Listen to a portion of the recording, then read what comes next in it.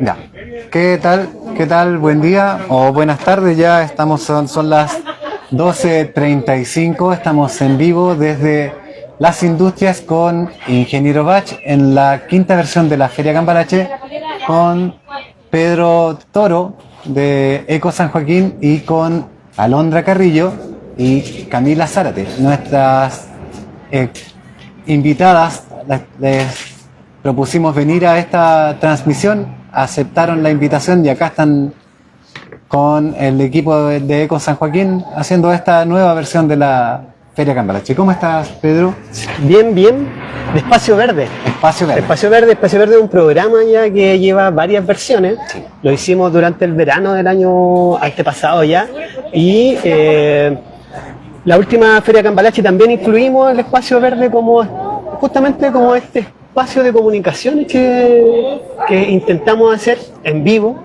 Hoy día con otras máquinas, con otra tecnología. La otra vez nos sacamos corriente de una casa para tirar para acá y haciendo un montón de cosas. Pero hoy día estamos con un equipo nuevo, sí, tratando de hacer algo inalámbrico. Sí. Entonces, es toda una novedad para nosotros, aprendiendo y tratando de hacer lo mejor posible. Así que espero que salga bien la transmisión. Ahí nos comentan también abajo si es que algo pasa, o si es que no se escucha, cualquier cosa, va a estar atento ahí y corregir lo que haya que corregir. Eso. Así que eso.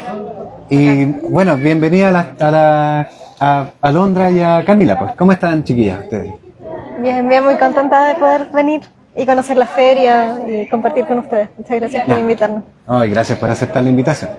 Oye, si a mí me pasa que yo tenía una deuda, porque hace como 3 ferias que me habían invitado, siempre me pasaba algo y no podía venir, así que por fin se concreta y estoy muy contenta de poder ver lo que es este proyecto, ver la gente que está pasando por la feria y espero que el programa salga muy bacán. Bueno, muchas gracias. Bueno, contarle un poco que esto es una actividad comunitaria. Se hace de vez en cuando, no tenemos una frecuencia, sí, claro. Digamos, no es que las personas puedan esperar que va a hacerse tal fecha o en tal fecha. La hacemos en la medida que se puede. Las organizaciones comunitarias funcionan así, se componen de personas que tienen sus vidas también, sus trabajos, estudios, vida familiar y todo eso, y en los tiempos que nos quedan disponibles, con algo de generosidad también, se hacen estas cosas. Y bueno, cada vez que hacemos el espacio verde, tratamos de tener alguna conversación con alguna persona que no sea de la interna, porque queremos también ver cuáles son los puntos de vista y las experiencias que tienen de otras partes. En esta oportunidad tenemos mucha suerte, diría yo, de estar con 2 chicas que trabajaron en el primer proceso de la convención constituyente, la convención constituyente, por la otra no se llama así. La de verdad, digámoslo. Sí. La de verdad. El Consejo Constitucional. No, el Consejo Constitucional, claro. Y tuvieron un año intensísimo. Estuvimos ahí monitoreando, fuimos al ex congreso donde se hacían los debates, donde se hacían los plenos. Estuvimos, de hecho Alondra estuvo en la radio cuando estuvimos haciendo el Radio La Ventana y el La Legua. Sí. Ahí fue a ese programa, la exprimimos, le sacamos el jugo preguntándole cosas. Y ahora también queremos hacer algo similar. Al contextualizar un poco, además de eso, que no es que hayan participado solo en eso, también tienen otras actividades. Cuéntanos, por favor, Camila, ¿en qué espacios participas tú, además de tu experiencia allá? Bueno, yo soy integrante y una de las voceras del Movimiento por el Agua y los Territorios, que es un movimiento que articula organizaciones desde Arica hasta Magallanes. El MAT. El famoso MAT. Estamos participando desde esos años en lo que es la lucha articulada, ¿cierto? Por la defensa de la naturaleza, por la superación de este modelo económico profundamente extractivista, y en ese marco es que realizamos también el proceso de los cabildos por el agua, de sistematización de experiencias para poder llevar una propuesta constituyente y luego participamos de la Convención Constitucional. Pero nuestra lucha evidentemente no acaba ahí, hemos seguido articulando, hemos seguido haciendo mucho apoyo a las organizaciones territoriales. Hemos tenido también que hacer seguimiento a las políticas del gobierno que han sido bastante antiecológicas durante el último tiempo, pese a lo que se había comprometido. Y bueno, hay harto que conversar con respecto al tema ambiental, vamos a conversar, me imagino, más adelante. También estoy siendo parte de espacios territoriales en Valparaíso, estamos levantando un espacio llamado Ecovalpo Costa, estamos levantando también conexos convencionales, no puedo dar detalles todavía porque todavía no los lanzamos, el lanzamiento va a ser en marzo. Pre-primicia. Sí, una pre que vamos a realizar ahí un centro de estudio ecológico, va a estar bien bueno, pero va a ser en marzo, así que todavía no puedo adelantar muchos detalles. Pero en hartas cosas estamos. Ya, pues muy bien, harto trabajo. Sí. Y Alondra, ¿en qué está? Hoy, ¿en qué ha estado? Sí, bueno, yo soy integrante de la Coordinadora Feminista 8M. Desde ahí fue que se decidió nuestra candidatura, el hecho de que fuéramos a disputar la Convención Constitucional. Y sigo siendo parte de ese espacio, que es un espacio feminista de organización permanente contra la precarización de la vida, así le decimos. Entonces hemos estado este año movilizándonos, entre otras cosas, por el aborto. Es una de las perspectivas y reivindicaciones que hemos defendido, contra la violencia sexual y tratando de generar conciencia permanentemente y disputar, ¿cierto?, la centralidad que tiene poder enfrentar y combatir la violencia sexual como una tarea del movimiento feminista y de todo el movimiento social. Hemos estado movilizándonos también. Perdone. Todo bien. También nos hemos estado movilizando contra la ley de usurpaciones, contra los desalojos que están dictándose hoy día, ¿cierto?, desde el Poder Judicial y desde básicamente la confluencia de todos los poderes del Estado, y nos hemos estado movilizando también en contra de las modificaciones a la ley de migraciones y extranjería. O sea, han sido como principalmente... En contra de la ley de migración. En contra de las modificaciones presentadas por el gobierno, sí, y que fueron aprobadas Que han recientemente. dado harto que hablar. Mucho, sí. Así que he estado en eso, activando desde la coordinadora y también desde espacios de estudio y de discusión política con compañeras de Argentina. Tenemos ahí un espacio. Bueno, estas cosas pasan porque hacemos una transmisión en vivo desde la feria misma, entonces... Sí, está Vamos a bueno. tener que poner un cartelito ahí en vivo, así, en vivo. Estamos transmitiendo en vivo, por favor, no se cruce por la cámara. Pero está bien, porque esto es, Sí, es parte de la intervención urbana Sí, y que claro. queremos hacer también esto, si no nos molesta. Bueno, eso. Así que Bien, en eso hemos estado. gracias. Bueno, justamente quería comentar un poco eso, que estamos en esta transmisión, la gente está viendo atrás y hay unos QR que justo los pusimos atrás, no pensábamos que justo en la transmisión... Sí, con la otra, Y por ahí el vamos a tener que ponerlo en otro lugar, pero bien, o sea, es parte de lo que nosotros queremos hacer, es llamar la atención de la gente, meterle contenido a esta feria, que no sea una cuestión netamente comercial, Claro. ya que tiene que ver con reutilización de cosas, de evitar más basura, evitar y bajar también los consumos y además también aportar a la economía, a la microeconomía local. Porque la gente igual espera y nos han dicho, fui a dar una vuelta para allá, quieren hacerla todos los meses, a cada rato. A nosotros nos pasa que hay más cosas que hacemos durante el trayecto del año, digamos. Estamos trabajando con recolección de pilas, recopilación de libros para poder darle un nuevo uso. Hacemos varias otras cosas que no se ven Y o tenemos que se ven así en una otra lista de instancia. cosas que queremos hacer. Y también tenemos Suele así como pasar. una lista de proyectos de hacer. Así que también contentos de tenerla acá, conversar un poco más y eso, agregarle contenido a lo mejor al trabajo comunitario, que la gente se pregunta y se instala acá y ¿qué pasa aquí? ¿Qué están haciendo? Claro. y le llama la atención también este tipo de cosas. Así que eso, no sé si entramos en materia. Sí, así sí, es como- que el tiempo es corto y sí. hay un listado de preguntas. Hoy está pasando en relación a lo que está comentando Alondra. Han estado pasando en este último periodo una serie de noticias que han trascendido que son relacionadas con una denuncia por presunta abuso de parte del presidente de la República, otra presunto abuso de parte de un futbolista conocido.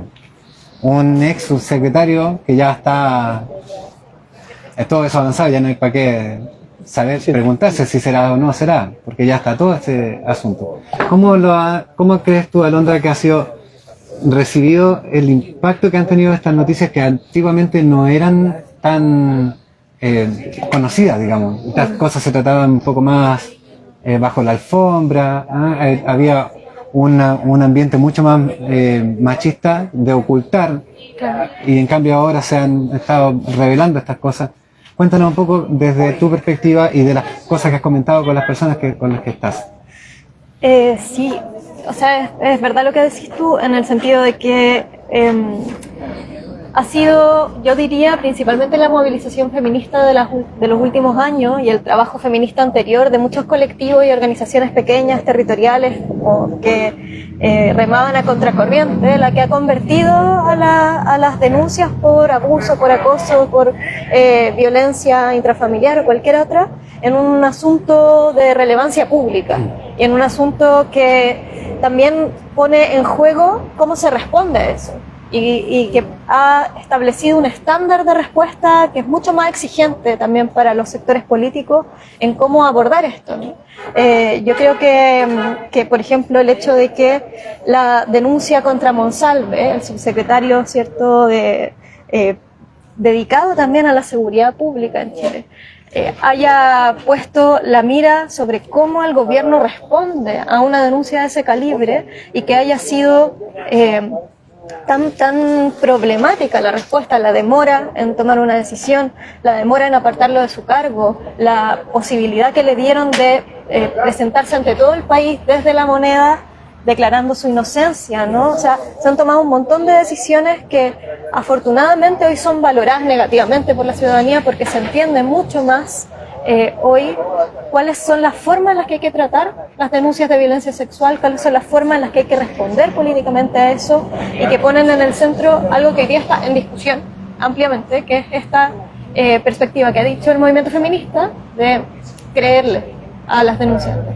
En un sistema creer primero. En un sistema que está estructuralmente ordenado para que las denuncias sean miradas en menos, para que no se crean, para que siempre aparezca la idea de que, bueno, puede ser una denuncia falsa, o en fin, ¿no? Como la importancia que ha tomado y lo disputado que está hoy día también esa política que el movimiento feminista ha puesto sobre la mesa, que es creer en las denuncias para poder hacer un proceso de acompañamiento lo más responsable posible y para poder avanzar lo más diligentemente posible en una respuesta justa frente a esas denuncias.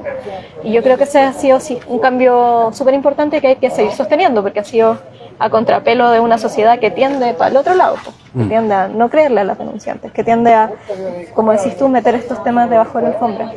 Y el tratamiento que han tenido ha sido bien problemático, creo yo, por la prensa, por el gobierno, por prácticamente todos los sectores involucrados, que han revictimizado, que han que han intentado como sacar réditos políticos de esto con una tremenda hipocresía, ¿no? Los mismos sectores que defienden la violencia contra las mujeres, que ese es su programa, ¿no? Estamos hablando ahí de la derecha. Sí, bueno, hay como un datito previo a todo esto, tuvimos el caso del papá del senador Macaya, que acuérdense cómo se manejó, como casi hubiese sido una curiosidad, como que se hubiese sido una anécdota en la vida. Sí. Todo un tema. Y con una complicidad total de parte de su hijo, que es senador hasta el día de hoy, ¿no? Y era presidente de la UDI en ese momento. Exacto. Mucho tiempo, que le costó también soltar Sí, claro. eso. Me parece interesante además que menciones el caso de Macaya, porque lamentablemente ha habido aquí también un aprovechamiento político por parte de sectores de la derecha, de prácticamente desentenderse debido a los últimos casos, cuando en realidad esto es un problema de la política en general, ¿cierto? O sea, en el momento en que empezamos a visibilizar estos casos que son tan graves, tenemos que ser capaces de hacer un cuestionamiento general a las autoridades públicas, al estándar también de probidad, al estándar psicológico, a los antecedentes. para también subir el nivel de la política en general. Entonces, quizás también esto es bueno mencionarlo, porque me parece que también meten en un mismo saco, porque de repente la situación de Boric, ¿cierto?, con su denuncia, donde hay ahí como algunas, todavía se está viendo de qué se trata ese caso, con respecto, por ejemplo, al caso Monsalve, que es un caso que ya a todas luces se sabe que hay, por lo menos la víctima sufrió un abuso sexual, todavía se está viendo el tema de la violación propiamente tal.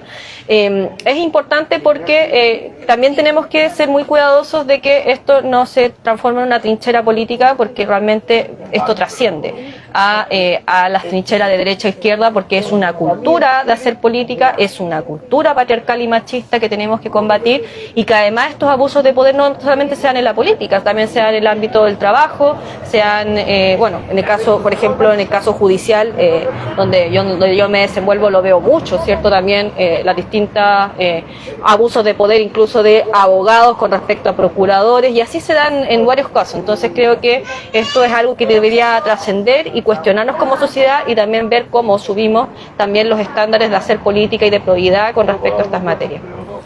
Sí, bueno, que se convirtiera en trinchera ya es un poco tarde evitarlo, pues ya está instalado. Pero debería ser así. Pedro. ¿Sí? Ya, tenemos cosas que pasan en vivo. Esto es lo rico.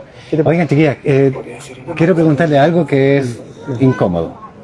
¿Cuánto lleva? Resulta que tenemos el caso Hermosilla, ¿cierto? Que viene a destapar algo que ha pasado por mucho tiempo, que se sabía, como que todo el mundo sabía que los pitutos, que el contacto mueve las cosas y que para que funcionen, y que se dan algunas facilidades, eso teniendo alguna persona que tenga alguna posición de poder, se puede facilitar.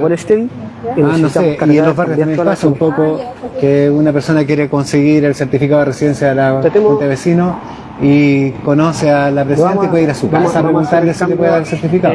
Cosas como esas que son prácticas que no deberían darse. Se supone que estamos trabajando para evitarlas. Si no, vamos a cortar a los 15 minutos. Pero el caso Hermosilla revienta comunicacionalmente este asunto de cómo nos hemos ido manejando como sociedad. Y antes de que se reventara, pasamos por 2 procesos constituyentes que no tuvieron un resultado como el que esperábamos. Al menos yo, en lo personal, esperaba que el primer proceso tuviera otro resultado. Trabajamos harto para que se consiguiera. No sé si ustedes saben, pero acá en San Joaquín ganó la prueba. Así que algo... Y San Antonio. En San Antonio. Algo se hizo acá con Pedro, trabajamos duro para eso. ¿Todo bien con la transmisión? Más o menos. El estabilizador se está descargando, no sé qué le pasó. Entonces tenemos ahí al estabilizador humano, que está en este minuto Lucas. Sí, nombrado Lucas, muchas gracias. Sí, gracias por tu pulso. Bueno, si usted ahí comentando sobre el proceso constituyente. Sí, que antes de que pasara lo de Hermosilla, hubo 2 procesos constituyentes. Sí. A mí me gustaría saber si es que recibieron presiones, si es que recibieron ofertas, si es que hubo alguna, o como se decía, lo que pasaba en el fútbol antes, que llegaba el hombre del maletín. Bueno, la Universidad de San Sebastián sí le pagó a la gente de derecha para que aportillaran el lenguaje coloquial. Yo estoy hablando a mi gente, el lenguaje coloquial, aportillar, digamos, socavar de alguna forma el proceso, y eso lo sabemos hoy día. La Universidad de San Sebastián les pagó. Sí, y ahí recuérdense que una de las convencionales era la Marcela Cubillos. Sí, Marcela Cubillos. ¿Cómo olvidar? Y está todo eso como hoy día un poco más establecido, y lo sabemos, lamentablemente lo sabemos después, pero que sí, hubieron un montón de intenciones de socavar eso. ¿Ustedes también recibieron presiones? Me imagino que desde la empresa, no sé, cosas... Suponte una minera. No. Que llegara y le ofreciera alguna cosa. ¿No pasó? Sí, no, o sea, yo creo que, por lo menos, a mí no, me imagino que sí tampoco. Nosotros estábamos ahí en la convención, la mayoría, de quienes integrábamos el órgano, éramos personas que, a diferencia de lo que ocurre en el Congreso hoy día y históricamente, éramos personas comunes y corrientes que no tenemos relación con el poder económico y que no tenemos relación con el poder político tampoco. Mucho menos en ese momento estaba Piñera en el gobierno, o sea, ya. Entonces, no, yo diría que más bien la presión se hizo sentir de manera muy palpable por parte de dos espacios. Por una parte, no sé si se acuerdan, que la ARCHI, que es la Asociación de Difusores de Chile, sí. de Radiodifusores de Chile, cuando estábamos debatiendo, no sé si te acordáis de esto, cuando estábamos debatiendo la distribución del espectro radioeléctrico, que es como quienes usan el espacio radial. En Chile esto está súper concentrado, en muy poquitas manos que concentran como el uso del espacio radial. Nosotros estábamos discutiendo una norma que redistribuía y le entregaba un 30% a radios comunitarias, un 30% a radios públicas y un 30% a radios privadas. Y la ARCHI emitió un comunicado que leyeron simultáneamente en todas las radios bajo su control, en el que amenazaban a las y los convencionales constituyentes de manera muy directa y que amenazaban con que este tipo de normas lo que estaban haciendo era intentar encaminar a Chile en la ruta de Venezuela y de Cuba y de no sé qué, esas cosas que siempre dicen, ¿no? Y eso fue, me acuerdo, muy fuerte porque fue...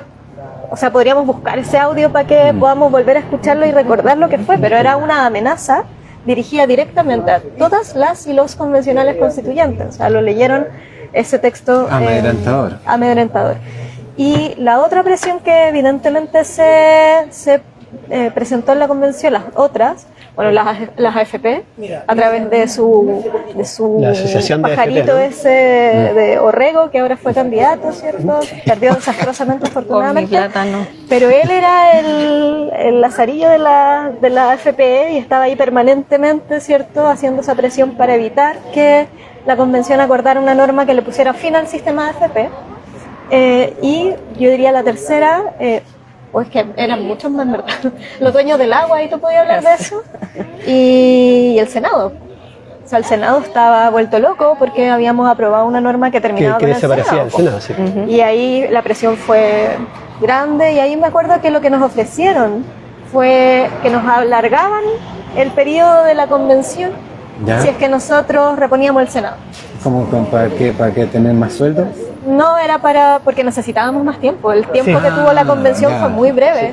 Yo también siempre pensé y dije eso, de que era como muy a propósito que durara 12 meses, cosa de que lo hicieran todo muy apurado, muy rápido y quedara todo muy... Y que la gente no pudiera enterarse también de lo que estaba pasando, porque teníamos muy poco tiempo para estar en el territorio. O sea, nos quedaba muy poco tiempo porque teníamos jornadas de trabajo de entre 12 y 14 horas diarias. Entonces, ¿en qué momento de eso? Y de lunes a sábado, y quizá el domingo también tenía actividades, etcétera, pero no alcanzaba ya a encontrarte con la gente. Y ahí, claro, el Senado nos ofreció Chile eso. se ofreció. Como si ustedes quieran, no sé qué. Y me acuerdo perfecto que Hugo Gutiérrez dijo en ese momento en su intervención, yo estoy dispuesto a trabajar hasta el domingo y hasta las 2 de la mañana todos los días, pero no vamos a ceder en eso. Y yo creo que él fue ahí vocero de lo que era la sensación general de la convención. Wow, qué intenso, loco, porque la presión debe haber sido altísima. Sí, me imagino. Tú no sé si te acordáis de... Sí, bueno, es que el caso que menciona Alondra y que luego empezó a recordar varios más, yo creo que da cuenta de que hay una política que va a sonar feo, pero hay que decir las cosas con su nombre, que está bastante corrompida en nuestro país. Y entonces estábamos buscando a través de la Convención Constitucional hacer una nueva forma, ¿cierto? O una nueva forma de hacer política. Y desde esa mirada, claro, evidentemente entramos y disruptimos de manera disruptiva en la política a personas que nunca antes habíamos estado vinculados con los poderes políticos, ¿cierto? Como bien decía Alondra. Entonces eso le incomodó mucho a quienes están acostumbrados a hacer esta política de los pasillos, la presión en el Congreso, y que también están acostumbrados a tener alfombra roja para poder incluso hasta colegislar. Nosotras desde el movimiento socioambiental lo veíamos hace mucho tiempo. Me acuerdo todo el cuco que se levantó también con respecto a la reforma del Código de Agua, que finalmente terminó aprobándose durante la Convención Constitucional y se dieron cuenta que no era nada del otro mundo.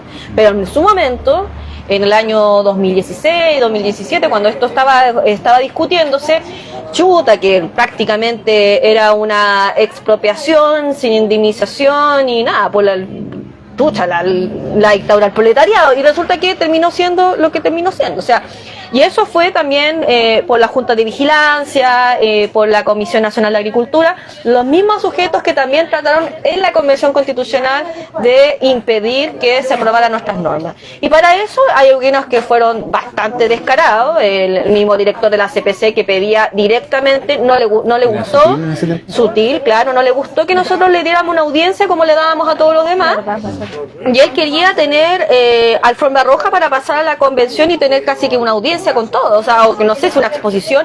Nosotros decíamos, no, el mecanismo que tenemos de audiencia es el mismo que le damos a ustedes como San Joaquín, es el mismo que le vamos a dar a ustedes, las empresas, es el mismo. Y eso le molestaba demasiado. Entonces, ¿qué es lo que hacía él?